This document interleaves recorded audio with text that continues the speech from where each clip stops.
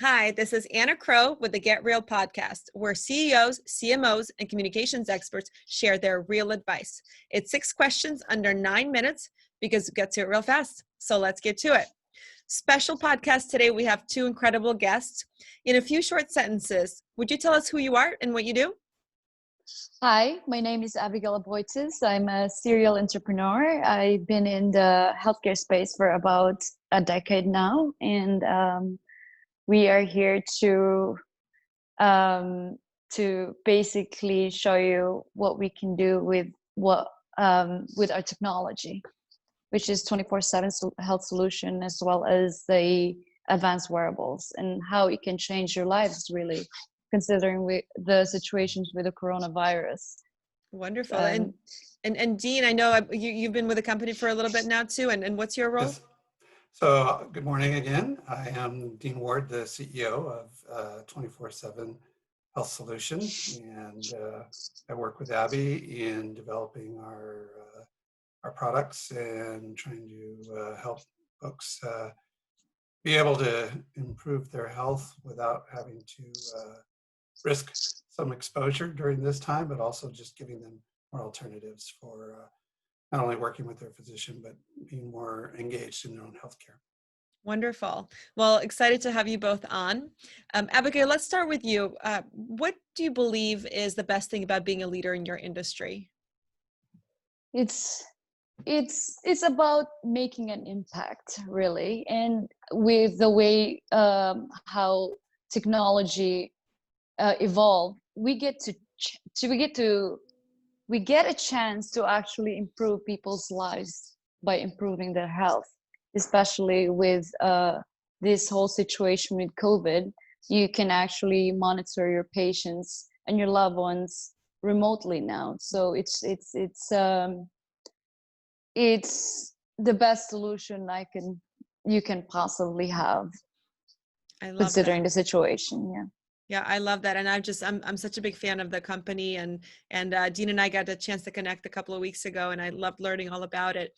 At this time you talk about telemedicine, and we're talking about connecting with patients and customers.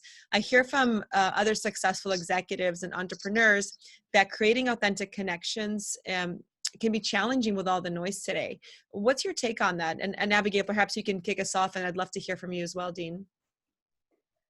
Well, it's being a leader, you really have to drown out a lot of noises with your positivity. So it's the telemedicine world has evolved, and you really have to go far more than that. You need to.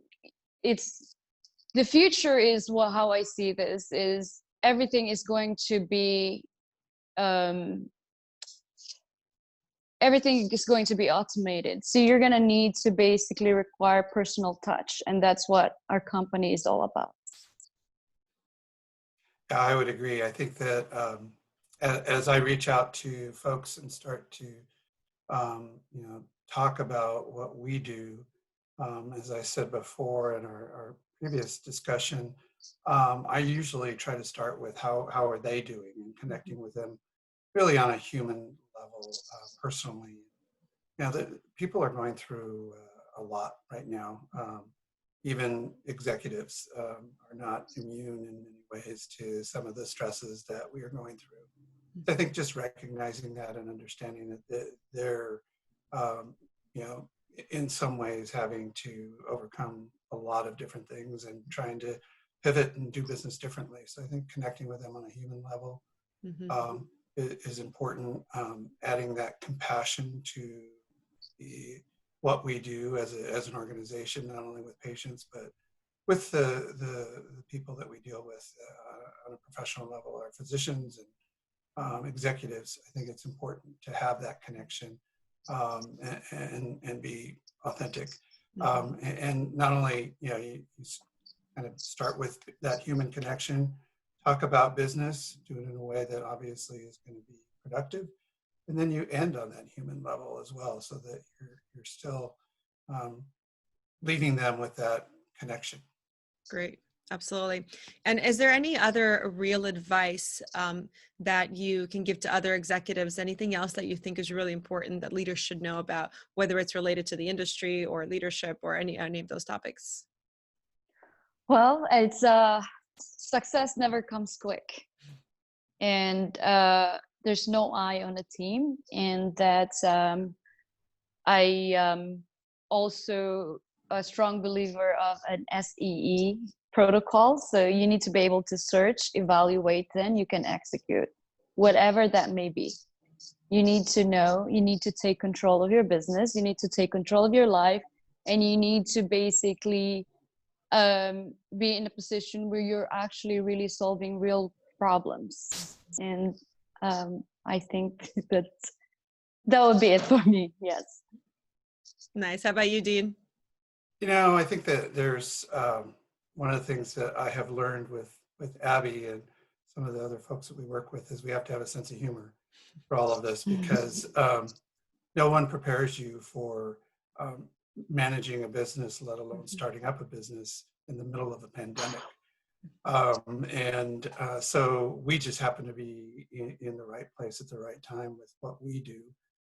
It's very timely, but I think that, having that sense of humor and perspective and keeping that true north, so to speak, focus of what we're trying to do, what we're trying to accomplish at the front of everything we do helps us to be patient, helps us to stay focused on the decisions we need to make and the steps that we take as we move forward.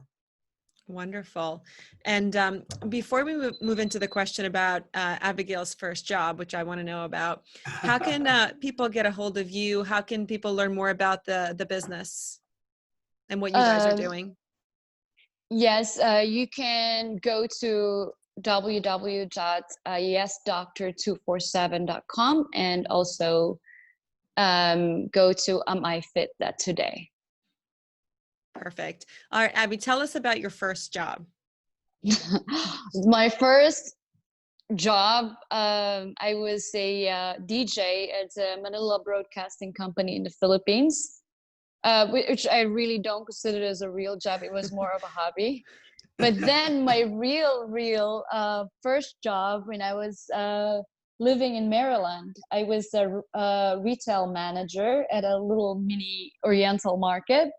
And I learned everything from there. I learned what it takes to actually get to the top. So I learned the ins and outs of the business, and I apply it to to the success that I have now. I can't find the right words to say it, but I've learned everything from there and kind of like go up to where I am right now, which I'm changing lives, which is very exciting.